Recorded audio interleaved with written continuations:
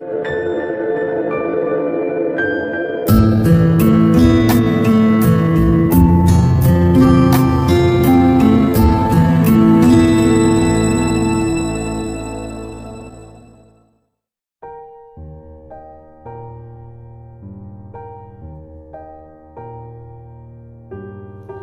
में मेरे प्रिय भाइयों एवं बहनों, आज का पवित्र वचन हम सबों को ईश्वर के प्रेम की उसके रहस्य को समझने के लिए आकर्षित करता है, आमंत्रित करता है। आज का पहला पाठ जो निर्गमन ग्रंथ से दिया गया है, अध्याय 16 और पद संख्या 9, जिसमें मूसा को ईश्वर होरेब पर्वत पर दर्शन देते हैं और स्पष्ट शब्दों में कहते हैं कि तुम मेरे लोगों को बचाने के लिए मिस्र देश जाओ। ईश्वर ने हमसे अत्यंत प्रेम किया।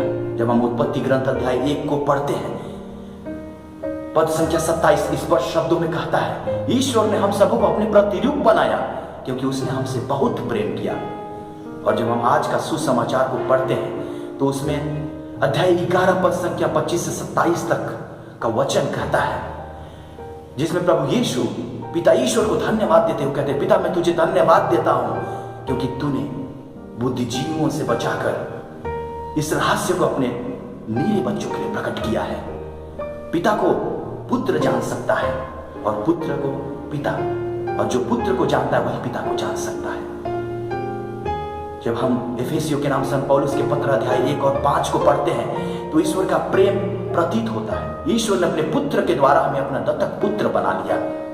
और संत यूहन्ना के सुसमाचार अध्याय 3 पद संख्या 16 में स्पष्ट शब्दों में वचन कहता है कि ईश्वर ने हमसे इतना प्रेम किया कि उसने अपने इकलौते पुत्र को हमारे लिए समर्पित कर दिया। और रोमियो के नाम संत पौलुस अध्याय 5 और वचन संख्या 8 में लिखते हैं कि हम सभी पापी ही थे कि ईश्वर ने अपने पुत्र को हमारे बीच भेजा जिससे वे हमें मृत्यु से बचाए।